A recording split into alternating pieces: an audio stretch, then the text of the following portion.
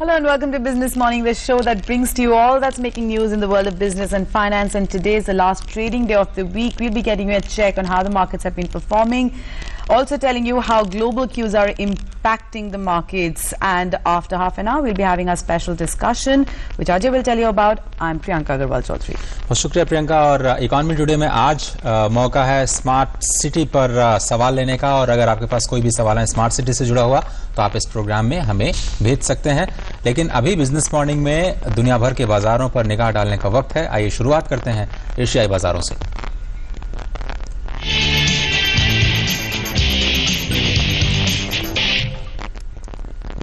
एशियाई बाजारों की बात करें तो आज खरीदारी का माहौल दिख रहा है हर तरफ। निके 155 अंक ऊपर, कॉस्पी 10 अंक ऊपर, ताइवान के बाजार में 22 अंकों की बढ़त दिख रही है।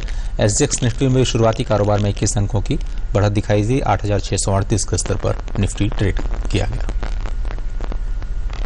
Also, let's tell you how the US markets closed in trade yesterday.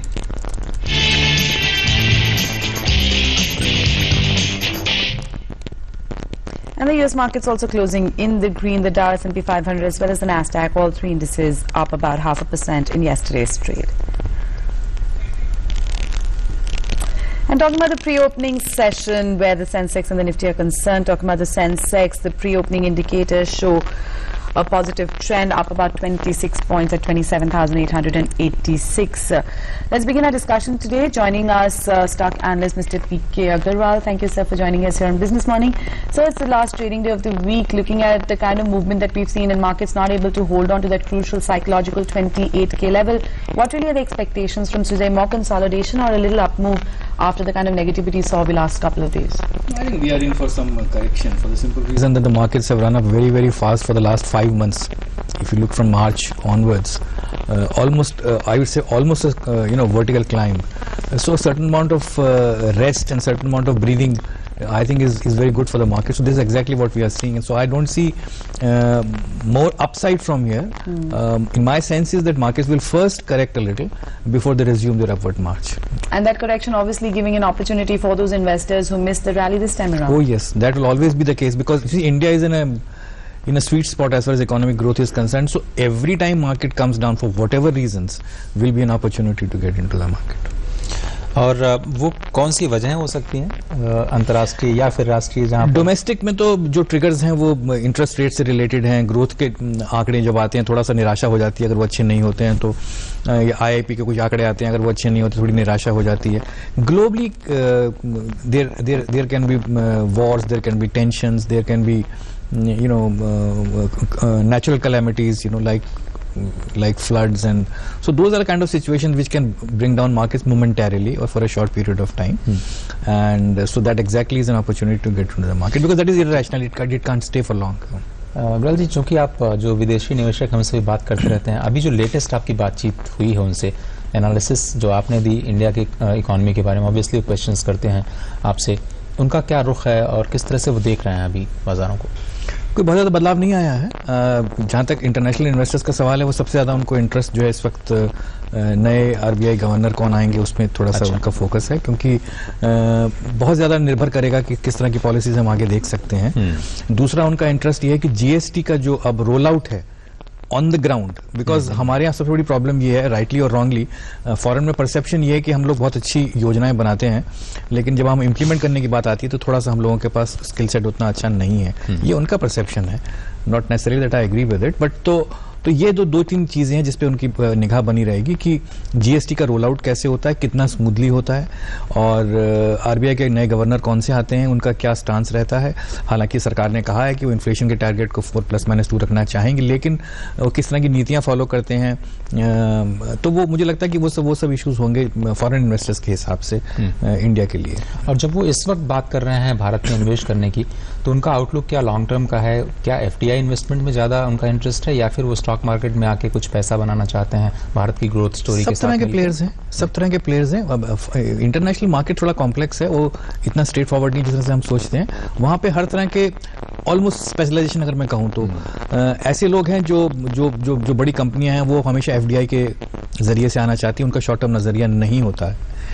जो बड़े पोर्टफोलियो मैनेजर्स हैं उनका लॉन्ग टर्म नजरिया होता है, उनके पास एक कोर पोर्टफोलियो होता है जिसको वो रोज रोज बदलते नहीं है। इसके अलावा हेज फंड्स होते हैं जिनका बहुत शॉर्ट टर्म नजरिया होता है कि आज मैं बाजार में गया और एक हफ्ते बाद बाहर निकल आया। तो हर तरह के प्लेयर्स हैं।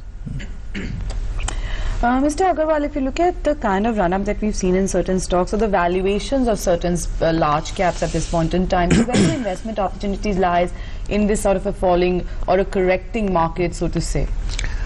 ये एक थोड़ा सा चिंता का विषय है कि वैल्यूएशन थोड़े स्ट्रेच हो गए हैं। खास तौर से अगर आप एफएमसीजी को देखें, जिसको हम नॉर्मली डिफेंसिव सेक्टर मानते हैं, उसके अंदर अगर एवरेज में लूं, कंपनियों में अलग अलग हो सकता है, 40+ P ratio, it's a huge over valuation. Pharma की बात कर लेते हैं, फार्मा में average valuation is 30+, P ratio is 30+।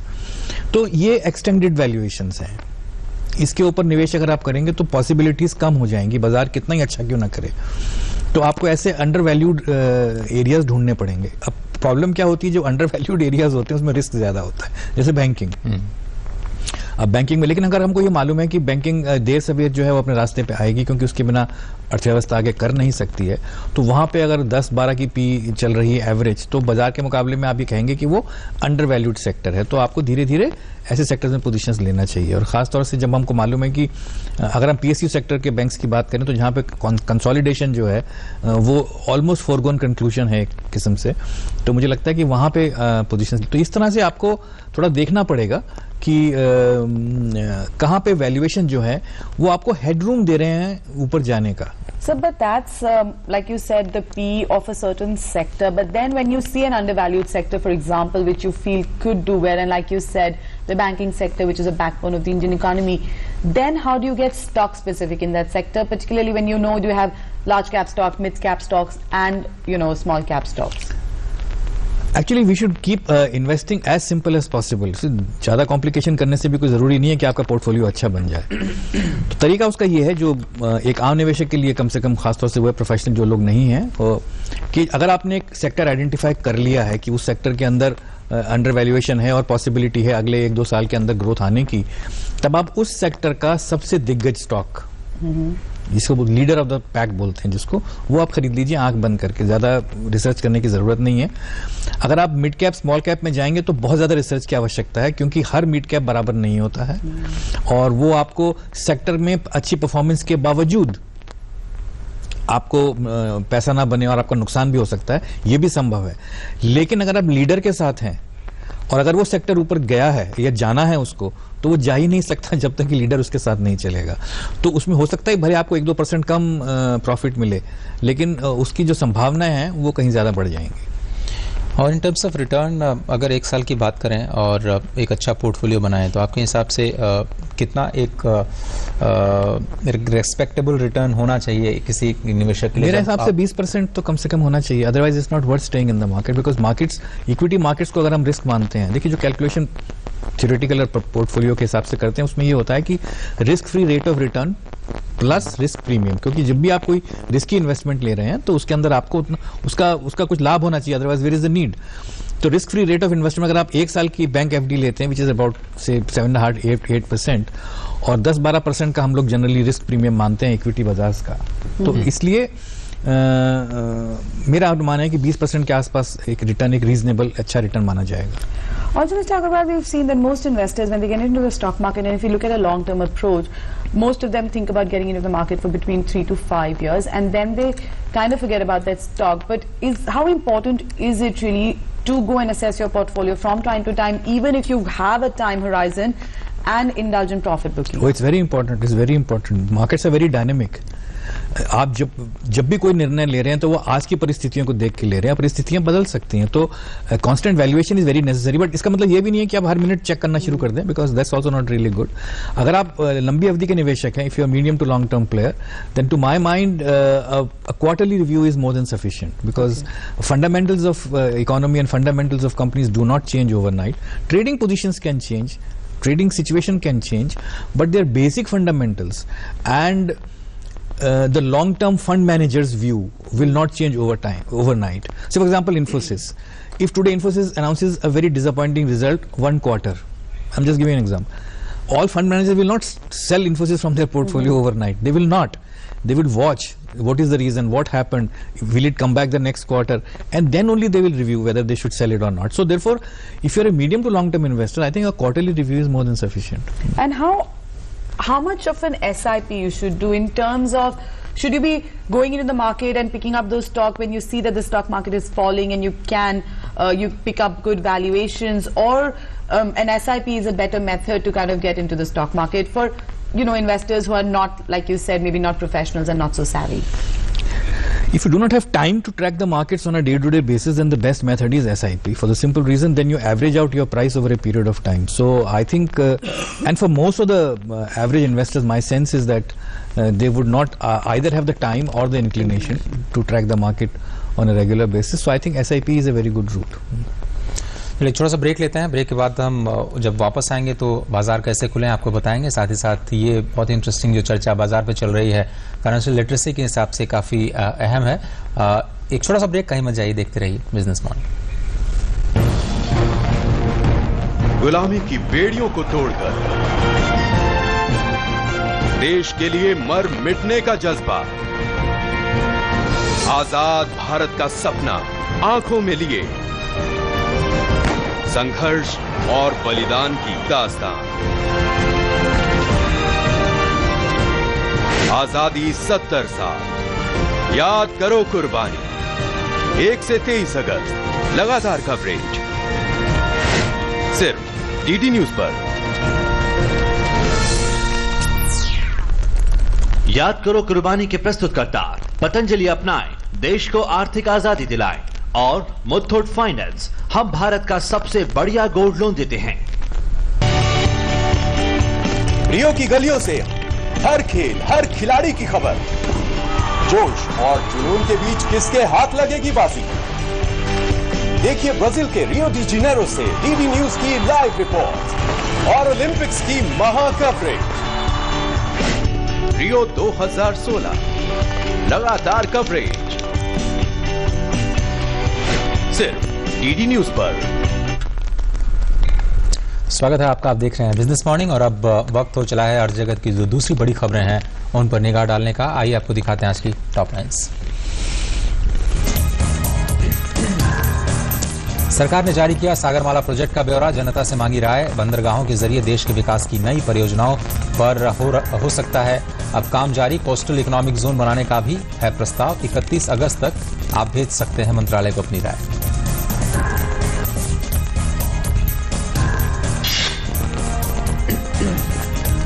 स्वच्छ भारत मिशन के तहत अभी तक देश के 115 शहर हुए ओपन डिफेक्शन से मुक्त. चंडीगढ़ और गुजरात मिशन की सफलता में सबसे आगे. उत्तर प्रदेश, आंध्र प्रदेश, तमिलनाडु और मध्य प्रदेश में भी हो रहा है बेहतर काम.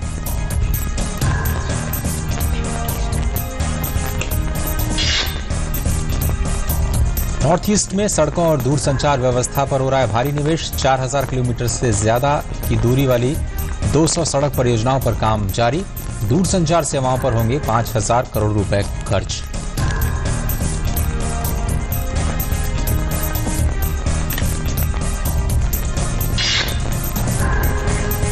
और बीमा कंपनियों के शेयर बाजार में लिस्टिंग को लेकर बीमा रेगुलेटर इरडा ने जारी किए दिशा निर्देश. 10 साल पुरानी जीवन बीमा कंपनी और 8 साल पुरानी जनरल इंश्योरेंस कंपनियों को बाजार में आईपीओ लाना हो सकता है जरूरी. And now let's take a quick check on how the markets have opened in trade. The markets up in trade once about 124 points up at 27,984, very close to that 28k psychological mark, actually crossing that 28k psychological mark, up about 157 points. Talking about the gainers and the losers: Axis Bank, Tata Motors, Hero MotoCorp, Sun Pharma, TCS up between 1 to 3%, and the losers: State Bank, Asian Paints, Bharati Airtel, Dr. Reddy, Coal India.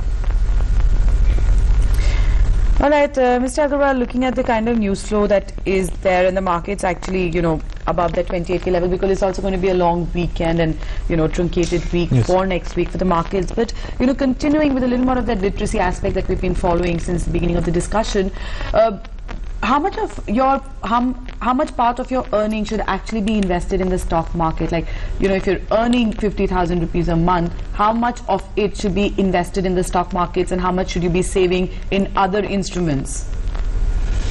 There is no standard formula for this. I think it depends on individuals. Basically, the way banks calculate your EMI capability is they take 40% of your salary as a cap. That means if you're earning 50,000, the banks, while calculating your eligibility for loan, will see that you perhaps cannot pay more than 20,000 rupees as an EMI. So I would take that as a benchmark and say, okay, around that time, so around 30, 35, so 1/3 of your salary is what your total savings can be for an average family, unless there are some special situations. Now, within that, you have to create a portfolio where certain amount is stock market, that is equities, certain bank fixed deposits, and properties or gold or whatever. For stock market, again, the thumb rule is 100 minus your age. Okay, so if you are 30 years old, then 70% of your savings can be in equity markets. For a person like me who is above 60, maybe shouldn't be more than 30-40% into equities. So the younger you are, the higher risk taking capacity assumed to be with you. So therefore you should be investing more in equity markets, not only because you can take more risk, but also you have more time for wealth to get created. So, you know, so that is the general broad lines, guidelines which you can use. और कोई pre condition बाजार में जाने से पहले कि ये सारी चीजें काम आप पहले निपटा लीजिए, उसके बाद बाजार में उतरिए, और कोई राशि ऐसी जिसके साथ उतरने की सलाह देंगे? म्यूचुअल फंड तो एक रूट है, आप बताते हैं हमेशा कि SIP के जरिए आना चाहिए। नहीं, ऐसा तो कुछ नहीं है, वो अगेन निर्भर करता है कि आपकी क्या परिस्थितियां, बट एक जनरल रूल तो यही है कि आपकी basic necessities of life covered होनी चाहिए। आपके पास एक मकान की सुविधा अगर आप जुटाना चाहें तो पहले वो करने की कोशिश करें। बच्चों की एजुकेशन है तो पहले उसको सिक्योर करें और उसके बाद स्टॉक मार्केट का रुख करें। चलिए, और अगर बाजारों की बात करें तो आज के जो लूजर्स और गेनर्स पैक है, जिसमें एक्सिस बैंक काफी गिरने के बाद करीब 3% के ऊपर अभी ट्रेड कर रहा है, और SBI में गिरावट जारी है, एशियन पेंट्स में गिरावट देखी जा रही है, डॉक्टर रेड्डीज, इन्फोसिस और सिप्ला जैसी कुछ कंपनियां हैं जहां पर थोड़ा सा दबाव है। तो क्या अभी कोई मौका बन रहा है इन्वेस्टमेंट का? नहीं, जैसे मैंने कहा, बैंकिंग में तो बहुत अभी भी संभावनाएं हैं, और एक्सिस बैंक का जैसे आपने जिक्र किया, ऑब्वियसली इतने फॉल के बाद certain amount of bounce back is absolutely necessary, because nothing extraordinary has happened to any bank. अगर आप वैसे लेंगे तो सब कुछ बहुत कुछ हो रहा है, लेकिन फिर भी on a relative basis private sector banks are better off. तो इस तरह की कंपनी में निवेश कर सकते हैं। फार्मा, जैसे सिप्ला वगैरह का आपने एग्जांपल लिया, डॉक्टर रेड्डीज का, मैंने पहले कहा कि मेरे अनुमान के अंदर जो है ये सेक्टर जो है थोड़ा ओवर प्राइस्ड है, क्योंकि इसकी पी रेशियो 30 के ज़्यादा है। लेकिन फिर भी इस सेक्टर के अंदर कुछ स्टॉक्स अगर आप बहुत रिसर्च करें तो मिल सकते हैं आपको। एक दो के नाम मैं ले सकता हूँ, बायोकॉन है, डिशमैन फार्मा है, तो इस तरह की कंपनियां हैं, but then you have to be very very selective and you have to be very careful while buying these kind of stocks. You know, also talking about that, you know, if, the top lines that we were talking about and what IRDA is going to, as proposed, for these insurance people to be getting into the stock markets, how is that going to be changing the face, and, you know, what kind of an opportunity then it brings to investors if we see insurance companies also getting listed? Because insurance companies are a very profitable business, but so far there was no possibility of taking a direct exposure in an insurance company in India, because either they were all in government sector or in private sector. They were always part of some company. They were not independently identifiable entities listed on stock market where you could go and invest. So now I think that opportunity will come to the investors. They will be able to take positions into a pure insurance company, which perhaps will happen for the first time. So I think yes, this will make it possible for your portfolio to get more diversified. The options in financial services industry will increase. For example, if you want to have 20% allocation to financial services industry in your portfolio, then besides banks and NBFCs, now you will have an option from insurance company side also.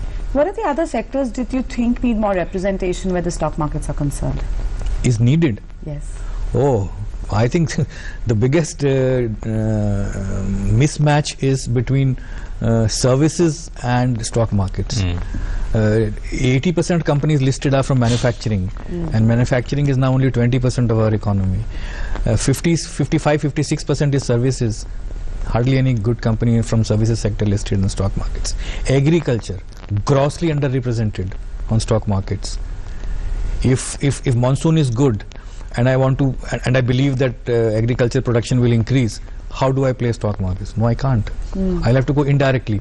Fertilizer के share ले लो, irrigation का ले लो, pesticides का ले लो, but there is no stock where I can directly go and participate. So what is the reason for this kind of underrepresentation, and what do you think can be done to kind of attract more players to get listed on the stock exchanges? No, the historical reasons are different. First of all, agriculture was not very organized activity in this country. The average size of operation of a particular farmer or even a particular landlord perhaps was not sufficient to warrant a corporate kind of an activity. But now I think it should happen, because as more and more corporates are getting into this, now you have organized farming, you have organized activity in farming and agriculture, where you supply to companies like food companies. For example, tomato. Now tomato is become an organized activity. A lot of ketchup is being manufactured by Pepsi and other people.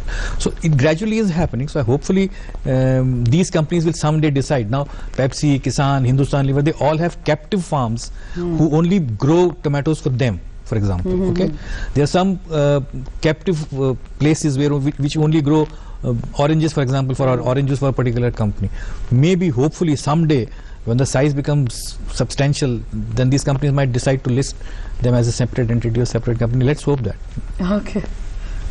अगर services sector की बात की जाए तो बहुत सारे ऐसे sectors हैं, आईटी को छोड़ दें, थोड़ा बहुत रिप्रेजेंटेशन मिलता है, लेकिन आपको लगता है ना कि जो वैल्यूएशंस या फिर जो सेबी के क्राइटेरियंस हैं आपको लिस्ट करने के लिए, आईपीओ के लिए, वो शायद थोड़ा डेटरेंट हो रहे होंगे, क्योंकि एक सर्विसेज कंपनी को इतना बड़ा होना इन टर्म्स ऑफ टर्नओवर और शायद प्रॉफिटेबिलिटी बहुत मुश्किल होगा। हाँ, बिल्कुल, उसका क्रिटिकल मास इतना नहीं होता जितना मैन्युफैक्चरिंग का होता है। Obviously if you want to start a restaurant, you don't need crores of rupees. So yes, that is one of the reason, but I am sure that is exactly why SEBI has come out with these guidelines for startups, where those compliances and those guidelines are not applicable exactly in the same format. So if you have a possibility and you go to SEBI and tell them that look, this is what the situation is, who knows, SEBI might like to revise their stand. And government का PSUs के तरफ क्या आपको लगता है इस वक्त, sense क्या है? मार्केट कैसे देख रहा है PSU एंड गवर्नमेंट के रिलेशन को? क्या प्रोटेक्शन दिया जाएगा, वहाँ पे फोकस दिया जाएगा, इन्वेस्टमेंट ज़्यादा होगा? PSU sector as a sector किस तरह से परफॉर्म करेगा? एज ए सेक्टर तो ज़्यादा व्यू नहीं है मार्केट का, बट इंडिविजुअल कंपनीज के ऊपर ज़रूर है, क्योंकि उस कंपनीज की परफॉर्मेंस पे कैसे निर्भर करता है। कुछ कंपनियां हैं जिनको मार्केट 5 स्टार की तरह ट्रीट करता है, irrespective of whether they are government companies और नॉट। फॉर एग्जांपल ONGC है, फॉर एग्जांपल पेट्रोनेट LNG है। इस तरह की जो खासतौर से एनर्जी सेक्टर से कंपनी है, BPCL है, HPCL है, IOC है, इन कंपनियों को बहुत इज्जत से, बहुत रिस्पेक्ट से मार्केट देखता है। पर जहाँ तक वैल्यूएशंस का सवाल है, वो ये माना जाता है कि उनकी जो ऑपरेशंस है, उनकी जो मैनेजमेंट है, वो शायद इतनी इंडिपेंडेंट नहीं है, तो इसलिए उनका वैल्यूएशन थोड़ा सा कम किया जाता है। पर जहाँ तक उन कंपनीज की रिस्पेक्टेबिलिटी और उनकी ऑपरेशंस का सवाल है, वो मुझे लगता है they are held in very high steam. बहुत कंपनी, NTPC है, पावर ग्रिड कॉर्पोरेशन है, there whole lot of companies. चलिए, तो अगर अभी बाजारों की बात करें तो करीब 150 अंकों पर 28,000 के ऊपर कारोबार करता हुआ नजर आ रहा है। कुछ और फाइनेंशियल लिटरेसी के लिहाज से या फिर बाजार के लिहाज से जो आप रिटेल निवेशकों को बोलना चाहें अग्रवाल जी? तो हमेशा वही एक ही बात मैं कहता हूं कि डे टू डे मूवमेंट के ऊपर बिल्कुल फोकस मत करिए, because that never tells you the right thing.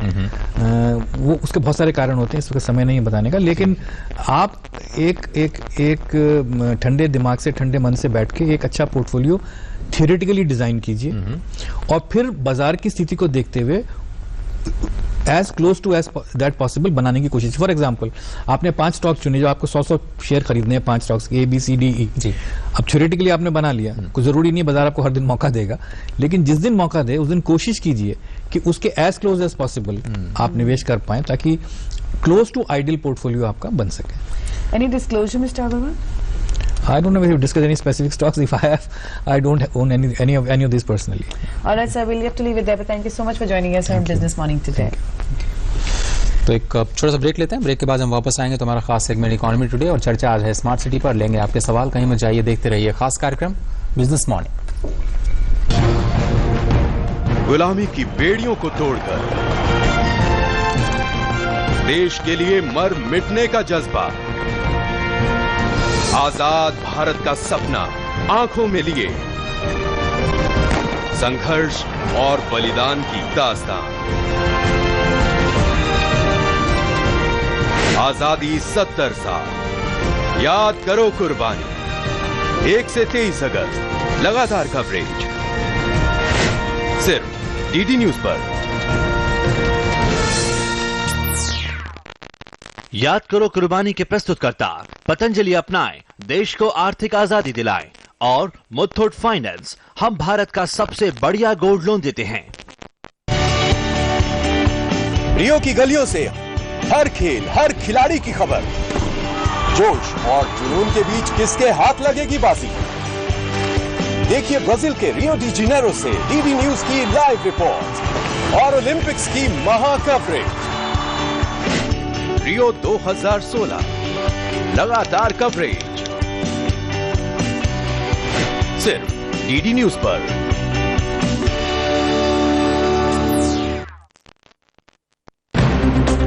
Business की दुनिया की हर बड़ी खबर, हर दिन बदलती अर्थव्यवस्था पर नजर। आपका पसंदीदा शो बिजनेस मॉर्निंग नई सोच के साथ अब नए अंदाज में बाजार की खबरें, economy today, live expert opinion. Business morning सोमवार से शुक्रवार सुबह 9 बजे सिर्फ डीडी न्यूज पर।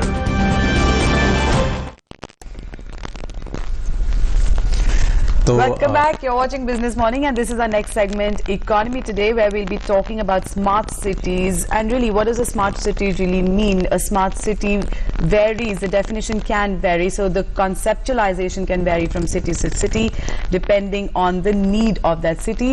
And we're going to be taking in your queries today for any queries that you might have on smart cities. और इकोनॉमी टुडे इस कार्यक्रम में आपकी जिंदगी से जुड़े हर आर्थिक मुद्दों की जो पड़ताल हम करते हैं, इस कार्यक्रम में आपसे भी जुड़ने की कोशिश करते हैं। और जैसा कि प्रियंका ने बताया, आज का मुद्दा है स्मार्ट सिटीज। अगर आप इस कार्यक्रम का हिस्सा बनना चाहते हैं, बहुत ही आसान है। ट्विटर के जरिए सवाल करना चाहते हैं, हैशटैग इकोनॉमी टुडे का इस्तेमाल कीजिए। ऑफकोर्स ऑफ हैंडल यूज जो करेंगे आप डीडी न्यूज लाइव का करेंगे, अपना सवाल कीजिए। और स्मार्ट सिटी से जुड़ा आज आपका सवाल होना चाहिए मेल के जरिए। अगर आप हम तक पहुंचना चाहते हैं, economytoday.ddnews@gmail.com का इस्तेमाल कीजिए। सवालों का जवाब देने के लिए आज हमारे साथ स्टूडियो में मौजूद हैं बहुत ही खास मेहमान, कुमार वी प्रताप, जो कि ज्वाइंट सेक्रेटरी यानी संयुक्त सचिव है शहरी विकास मंत्रालय में, इकोनॉमिक एडवाइजर भी हैं। बहुत बहुत शुक्रिया सर इस कार्यक्रम में शामिल होने के लिए। तो चलिए शुरुआत करते हैं हमारे इस खास कार्यक्रम इकोनॉमी टुडे की।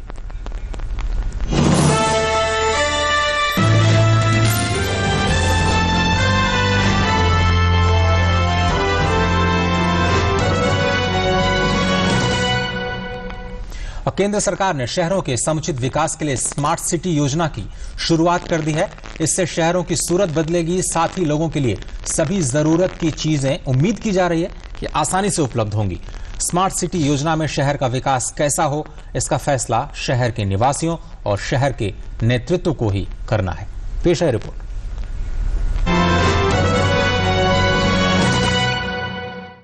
स्मार्ट सिटी मिशन सरकार की महत्वाकांक्षी योजनाओं में से एक। ये शहरों में रहने वाले 31% लोगों के जीवन स्तर को बदलने की एक बड़ी पहल है। शुरुआत में देश के 20 शहरों का चुनाव हो चुका है।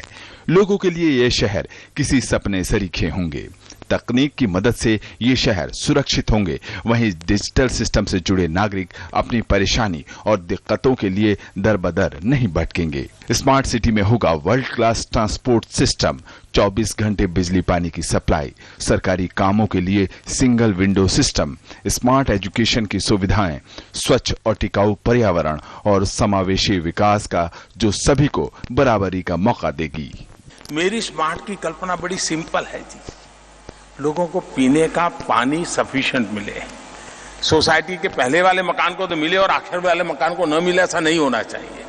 होता यही है ना कि एक इलाके में पानी आता है, जो आगे हैं उनको पानी पहुंचता है, पीछे उनको नहीं पहुंचता है। बिजली सबको मिले, समान रूप से मिले। लोग सुविधा की आवश्यकताओं को आधुनिक ढांचे से परिपूर्ण करना, ये प्रयास है। साल 2030 तक एक अनुमान के मुताबिक देश के शहरों में 40% की आबादी होगी और जीडीपी में इनका 75% हिस्सा होगा। इन्हीं शहरों और इनमें रहने वाले नागरिकों का जीवन स्तर बेहतर बनाने के लिए सरकार का लक्ष्य है स्मार्ट सिटी मिशन। ऐसे में आर्थिक बुनियाद ढांचे में बदलाव, निवेश बढ़ाने और अर्थ के पहियों को रफ्तार देने के लिए स्मार्ट सिटी का विकास जरूरी कदम है। देश की पहली बनने वाली स्मार्ट सिटी साबरमती नदी के किनारे गुजरात में बन रही है। सिटी में एक और जहां बनने वाले डिस्ट्रिक्ट कूलिंग सिस्टम से सभी घरों में एयर कंडीशन का फायदा मिलेगा, वहीं दूसरी ओर घरों से कचरा इकट्ठा करने के लिए भी ऑटोमेटिक सुविधा होगी। Smart city mission intends to promote reliable public transport, non motorised transport like walking and cycling, e-governance, good water supply, assured power supply, accountability through citizens' participation. This also benefits the urban poor the most. It is because the present haphazard and unplanned urbanization is serving the car-owning and rich classes more than the poor. शहर में intelligent building management system IBMS, CCTV कैमरे और surveillance system शामिल हैं। इस शहर में प्रवेश स्मार्ट कार्ड के जरिए ही हो पाएगा। ऐसे शहर बनाने के लिए देश में स्मार्ट सिटी चैलेंज कंपटीशन के पहले फेज के लिए 20 शहरों का चुनाव हो चुका है और इनमें 48,000 करोड़ का निवेश होगा, जबकि पूरा खर्च 96,000 करोड़ रुपए का। अकरम खान की report, DD news.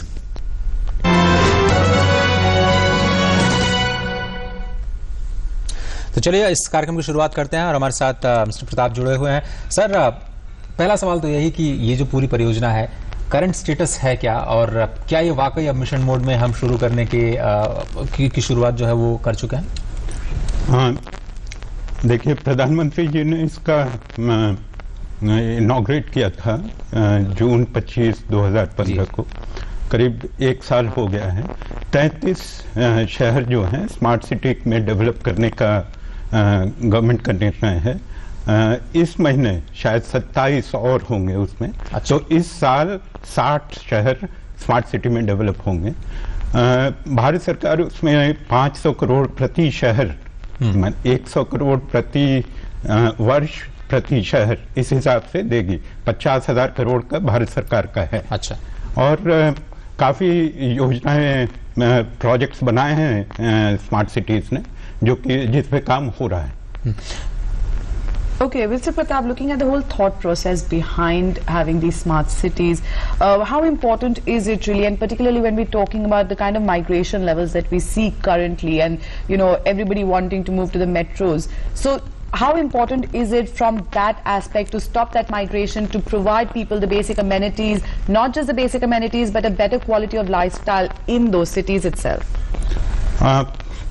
The thought process that went behind this idea of smart cities is that 31% of the Indian population lives in urban areas. They contribute 63% to the GDP. These numbers are going to increase, and as we heard, these numbers would go up to maybe 40% and 75% respectively in terms of percentage of population and GDP by 2040. So, and at the moment, India is the fastest growing large economy in the world. So obviously, if urban sector doesn't contribute its might, this might slow down. So the thought process is that you need to do something for the urban areas. At the moment, the conditions in urban areas are not too good. So you need to provide basic infrastructure, including water supply 24/7, power supply, solid waste management, etc. And give some happiness to the citizens in urban areas. Livability is quite problematic in the sense that you can't, in congested metro roads, you can't walk or bicycle, and so livability angle has been emphasized here, and you do more with less. So you use smart solutions. That is the idea. Talking about these smart solutions and looking at the integration of the other schemes that the government has come out with, the other flagship schemes of the government, how are they integrating themselves to provide those smart solutions to make these cities smart? Convergence across government schemes is a major thrust area in this mission, and like all other government missions. So Swachh Bharat mission, for example, talks of cleanliness and solid waste management. So part of the funds can come into the smart city mission through the Swachh Bharat mission. There is the Amrut scheme, which provides basic necessities, the Atal mission for rejuvenation and urban transformation. So that would provide basic water supply, etc. Then there are Ministry of Power schemes like Integrated Power Development Scheme, the solar power scheme of the Ministry of Non-Renewable Energy Sources. So all these would be combined in a smart city so as to give good infrastructure, better livability to the urban citizens. और smart city परियोजना जो हम समझ पा रहे हैं वो ये है कि अब शहरों से बनकर के योजनाएं आएंगी और इस पर राज्य सरकारों की भूमिका काफी इंपॉर्टेंट है। कुछ और जो सवाल हमारे हैं दर्शकों के वो भी हम शामिल करते हैं इस कार्यक्रम में। आइए देखते हैं कि हमारे पास क्या सवाल आया है जीमेल और ट्विटर के जरिए। देखते हैं पहला सवाल क्या है हमारे पास। पहला सवाल अमृत योजना जिसकी आप चर्चा कर रहे थे, स्मार्ट सिटी परियोजना, उसमें लोगों को लेकर के कंफ्यूजन है। हरीश पानीपत से पूछते हैं कि क्या कोई अंतर है इन दोनों परियोजनाओं में या ये एक ही परियोजना का हिस्सा है? अमृत नहीं, दो अलग अलग परियोजनाएं हैं ये सब। ये बेसिक फैसिलिटीज प्रोवाइड करने के लिए अमृत है। इसमें 500 शहर जिसका पॉपुलेशन 1 लाख से ज्यादा है वो इंक्लूडेड है। Smart city is more exclusive. अच्छा। उसमें केवल 100 शहर का निर्णय लिया गया है। उसमें ज्यादा संसाधन प्रोवाइड करेगी गवर्नमेंट ऑफ इंडिया। उसमें और जो साइज ऑफ द प्रपोजल है वो 2500 करोड़ औसतन आ रहा है average per city is 2,500 crores. So you need to provide better services than अमृत योजना। अमृत योजना को कह दें कि दाल रोटी स्कीम है और ये मोर एक्सक्लूसिव स्कीम है to see that India grows at the rate it has been growing. एक दो बड़े चैलेंजेस दिखते हैं प्रसाद साहब अगर बात किया जाए मोटे तौर पर। पहली तो फंडिंग कहां से होगी, पैसे की कैसे व्यवस्था हो जाएगी सिटीज को स्मार्ट बनाने के लिए, और दूसरी इसके लिए स्मार्ट सॉल्यूशंस या स्मार्ट तकनीक या लोग कहां से मिलेंगे जो इसको इंप्लीमेंट करेंगे। इन दोनों ही मोर्चों पर आप लोगों की स्ट्रेटजी क्या है और किस तरह से हम आगे बढ़ रहे हैं इस वक्त?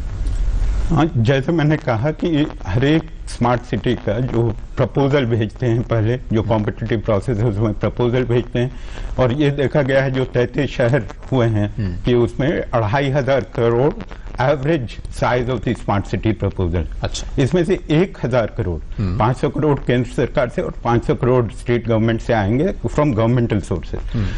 ये जो स्मार्ट सिटी की परियोजना है ये it talks of a paradigm change in how cities are financed in India. Till now वो ग्रांट बेस्ड था, कुछ अनुदान केंद्र सरकार से आ गया, टैक्सपेयर मनी से वो परियोजनाएं चलती थी। लेकिन अब अगर आपको बेहतर सुविधाएं चाहिए तो people would have to contribute through good user charges. Then there would be public-private partnership for better services. हम लोगों ने करीब 10,000 करोड़ आ रहे हैं, करीब $1 बिलियन, 6,500 करोड़ आ रहे हैं वर्ल्ड बैंक और ADBCs के लिए। हुड को एक कंपनी है हमारे मंत्रालय के अधीन, वो भी 8 से 10,000 करोड़ प्रोवाइड कर रही है। लेकिन आइडिया यही है कि better quality will come at a price, तो सिटीजन्स को भी कंट्रीब्यूट करना होगा।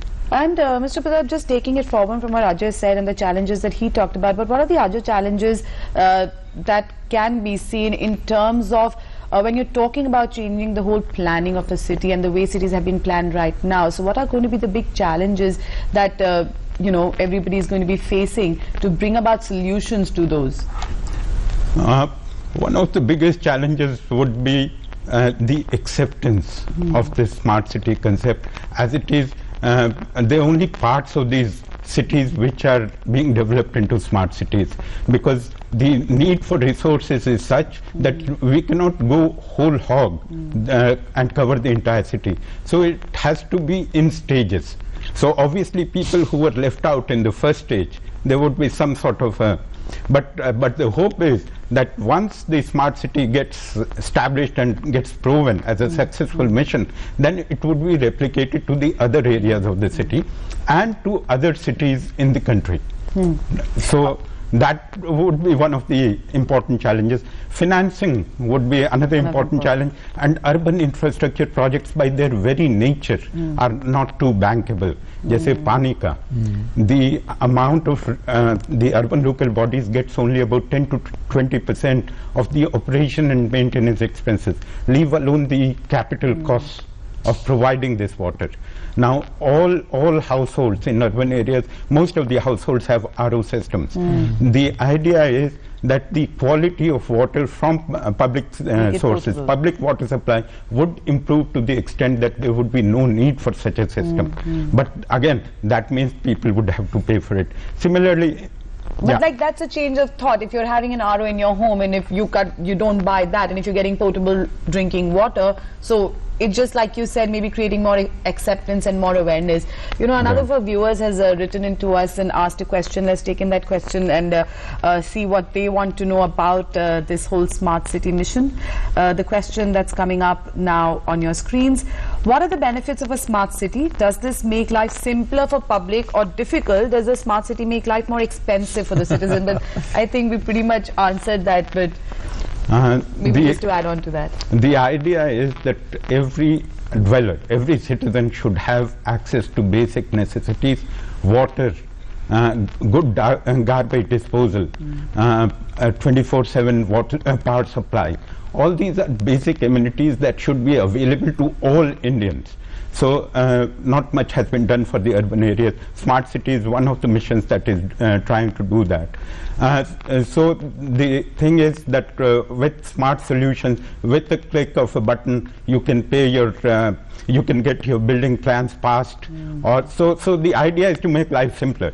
It may seem difficult initially, but ultimately when there's acceptance and when all these systems work out, the idea is that it would be much simpler.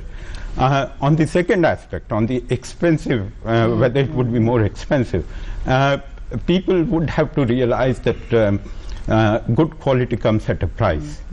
We are used to paying minimal amounts for water, power, etc. And I'll give you an example here. The average cost of power supply in the country is about 4.5 rupees per unit of electricity. But most of us have 24/7 electricity supply in our societies, and we pay about 14 to 16.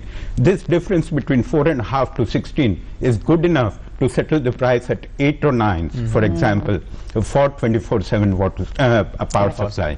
So there would be acceptability because you wouldn't require such expensive power backup system. So this difference between 4.5, that is for unreliable water supply, and 16 for fully reliable water supply, if you have something in between, that would work out. That would work out. चलिए देखते हैं अगला सवाल हमारा क्या है. Twitter के जरिए भी सवाल लगातार आ रहे हैं. आइए बढ़ते हैं अगले सवाल की तरफ. और ये सवाल आया है कि स्मार्ट शहर परियोजना के तहत शहर के कितने हिस्से को शामिल किया जाएगा? क्या इसकी कोई निश्चित सीमा है? क्या एक बाउंड्री होगी? जैसे मान लीजिए बहुत बड़ा शहर है तो उसका कोई एक पर्टिकुलर एरिया होगा जिसको स्मार्ट बनाएंगे.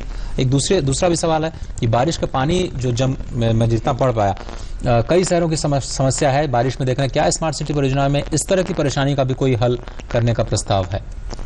तो एरिया के हिसाब से एक एक करके लेंगे. एरिया के हिसाब से 500 एकड़ का एरिया, मिनिमम एरिया ये होता है. एक्चुअली 3 मॉडल्स हैं, रेट्रोफिटिंग, रीडेवलपमेंट और ग्रीन फील्ड डेवलपमेंट. और इनके एरिया अबाउट 500 एकड़ का मिनिमम साइज लिया गया है. क्योंकि इसमें बहुत संसाधन की जरूरत है, बहुत रिसोर्सेज की जरूरत है, तो आप सिटीज को पूरा एक साथ नहीं ले सकते.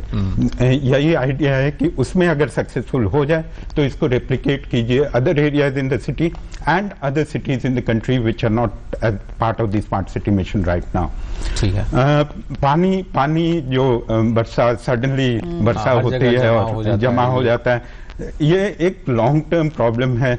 जैसा देखा गया है कि ड्रेनेज एरियाज में सब जो नेचुरल ड्रेनेज था वो ब्लॉक हो चुका है, रेसिडेंशियल बिल्डिंग्स आ गई हैं, तो it has to be solved gradually. कोई सडन इसका government does not have a magic wand और समथिंग कि सडनली इसको खत्म कर देंगे. ग्रेजुअली स्मार्ट सिटी भी ड्रेनेज की बात करती है, स्टॉर्म वाटर ड्रेनेज की बात करती है, ये सब भी होगा, लेकिन it has to be gradual. Suddenly कुछ नहीं हो पाएगा. Mr. Prasar, looking at also when we're talking about 100 smart cities, and we know 20 cities are on the list already, but looking at the kind of image that is going to create for India on a global map and the kind of collaboration we also need with these countries to kind of, take the good from them, try and incorporate into these smart cities, how much of work in progress or how much of that is also required? Lots of countries want to help the government of India in the smart city mission. Specifically, France, for example, is talking about it has adopted some cities. We have Chandigarh, Puducherry, and Nagpur with the help of France. Similarly, USA is helping out, Spain is helping out, but these are mainly in terms of technical collaborations. They take our officers in these cities abroad to their smart cities to see what it is. Smart city, as we know, is also requires a paradigm change in the thought process. So unless we are exposed to those types of facilities, we would not be able to adopt it in our own cities. लेकिन financial help बहुत limited है बाहर से. ADB World Bank से financial help की बात हो रही है. Okay, let's take another question from one of our viewers, and then we'll continue with this discussion here. Another viewer has asked us something they want to know about smart cities. Let's get you that question. So Karan Nanda from Shimla wants to know what are kind of conveniences and inconveniences come with the incorporation of a smart city. हमको लगता है कि कुछ मुश्किल भी हो सकती है स्मार्ट सिटी के आने से. Smart city, the mission would be implemented at the city level by a special purpose vehicle, which is a company incorporated under the Companies Act 2013. हर शहर का अलग अलग होगा? हाँ, हर एक शहर का जैसे 20 में से 19 ने इनकॉर्पोरेट कर लिए हैं. और क्योंकि हमारा इंस्टीट्यूशनल अरेंजमेंट जो है लोकल लेवल पे उसमें थोड़ा प्रॉब्लमैटिक था. This mission would be launch through this special purpose vehicle city wise for launching the projects and all the stakeholders, including the state government, the central government, and the urban local body, would be represented on the board of directors of this special purpose vehicle. But there would be a full-time CEO whose remit would be to implement the projects that have been stated in the smart city proposal approved by the government of India. और वो भी सरकार से ही होंगे? मेरे ख्याल से जो नगर आयुक्त होंगे वो कोई उसमें बाहर नहीं है कि प्राइवेट सेक्टर से भी ले सकते हैं. It all depends on the city. Government of India would not like to impose राज्यों का और शहरों का अधिकार होगा कि वो किस तरह से इस चीज को. और अगर कोई निजी कंपनी कोलैबोरेट करना चाहती है उस एसपीवी के साथ में, तो उसका क्या प्रोसीजर है, वो किस तरह से आगे है? जैसे सॉलिड वेस्ट मैनेजमेंट में, सॉलिड वेस्ट मैनेजमेंट सब most of the urban areas में प्रॉब्लम है इसका. तो अगर कोई ऐसी कंपनी है वो स्पेशल पर्पस व्हीकल से कॉन्टैक्ट करे और समझिए पीपीपी करना हैदराबाद में ऑलरेडी है. तो वहां से कलेक्ट कर सकते हैं. ये पीपीपी का कॉन्ट्रैक्ट साइन किया जाएगा एसपीवी द्वारा. ठीक है. और it can be 100% owned by the private company, but it would be generally rehabilitating the existing system. Operate करना कंसेशन पीरियड के लिए समझिए 20 साल या 30 साल. गवर्नमेंट ऑफ इंडिया एडवाइज कर रही है कि लॉन्गर कंसेशन पीरियड रखिए कि उससे आपकी टेक्निक्स जो यूज करेंगे प्राइवेट पार्टीज वो भी बेहतर होगी, उनको रिटर्न भी मिल पाएगा. और उसके बाद सारा प्रोसेसिंग होगा ये, क्योंकि बहुत से यूजफुल मटेरियल भी सिटी वेस्ट में रहते हैं. उसको अगर हम लोग सेग्रीगेट करके वापस रिसाइकिल कर सकते हैं तो जो रह जाएगा वो एनवायरमेंटली बेनाइन भी होगा. तो दिस कंपनीज जो आप बोल रहे हैं वो एसपीवी के साथ उनको कोलैबोरेट कर सकती हैं और पीपीपी में. सर अगर कोई टेक्निकल सोल्यूशन देना चाहता है किसी एक पर्टिकुलर सिटी के लिए या नेशनल लेवल पे, तो उसके साथ हाथ मिलाने का क्या तरीका है, वो कैसे अप्रोच कर सकता है? देखिए, main decision making city level पे होगी. ठीक है. तो स्मार्ट स्पेशल पर्पस व्हीकल और म्यूनिसिपल कमिश्नर जो अर्बन लोकल बॉडी के हैं उनको अपना प्रोडक्ट दिखाना पड़ेगा. अगर नेशनल लेवल पे करना चाहते हैं, जैसे सितंबर में शायद एक मेजर कॉन्फ्रेंस हो रही है, उसमें सभी मेयर्स आएंगे, प्रिंसिपल सेक्रेटरीज आएंगे, तो उसमें वो अप्रोच कर सकते हैं मिनिस्ट्री को. And if the ministry thinks it is of that level, it can be demonstrated there too. Also, very quickly, if we take another Twitter question that we have for you, and they want to know the time that it will take to implement one of these smart cities, and it's expandable to rural areas as well. At the moment, the remit of the smart cities is limited to urban areas. There is a talk of rural-urban mission, rural-urban. Urban, yes. But the smart city mission is restricted to urban areas.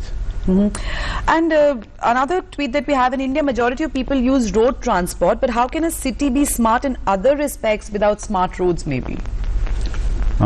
A very valid point. So you have you do a lot of public transport, जैसे metros कर सकते हैं या buses कर सकते हैं. Metros काफ़ी expensive solution है. अगर छोटा शहर है बसेस कर सकते हैं तो उससे कंजेशन कम हो जाएगा रोड्स पे.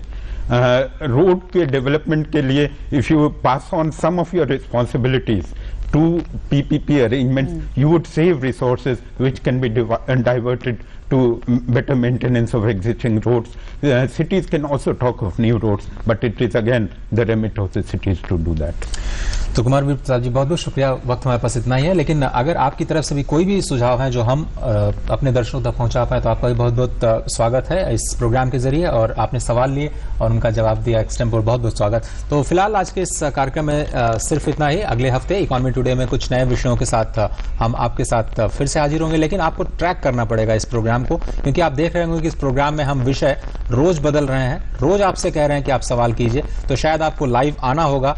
मेल के जरिए आपको सवाल करना है तो economytoday.ddnews@gmail.com वो एक आसान सा तरीका है. पहले से आप मेल करके हमें सवाल भेज सकते हैं. उन सवालों के आधार पर भी हम हो सकता है प्रोग्राम आपके लिए बनाएं और आप तक जो सॉल्यूशंस हैं और जवाब हैं वो पहुंचाएं. तो फिलहाल इस कार्यक्रम में सिर्फ इतना ही. That's right. And before we leave, a quick update on how the markets have been performing. The markets up over 200 points, 230 points up in trade at the 28,089 levels. So remember, it's going to be a long weekend. So with that, we're going to wrap up the show right here, talking about the gainers and losers on the charts. We just showed you the gainers there. But news and updates continue on DD News. You keep watching. Namaskar.